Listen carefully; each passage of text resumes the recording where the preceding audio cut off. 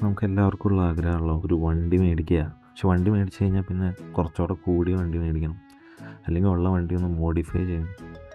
അതുപോലെ ഞാനിവിടെ വന്നപ്പോൾ ഞാൻ മേടിച്ച വണ്ടി എനിക്കൊന്ന് മോഡിഫൈ ചെയ്യണമെന്നൊക്കെ ആഗ്രഹമുണ്ട്.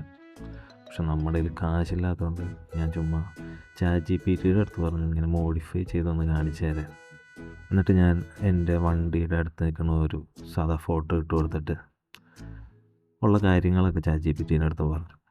അങ്ങനെ ഒരു എക്സ്റ്റീരിയർ ലുക്ക് കാണിക്കാൻ പറഞ്ഞു. അങ്ങനെ ChatGPT വണ്ടി അടിപൊളി വണ്ടി കളറൊക്കെ മാറ്റി സെറ്റാക്കി. പക്ഷേ അടുത്ത് നിൽക്കുന്ന ആളെ നോക്കിയപ്പോഴാണ് ഞാൻ അന്തം വിട്ടുപോയത്.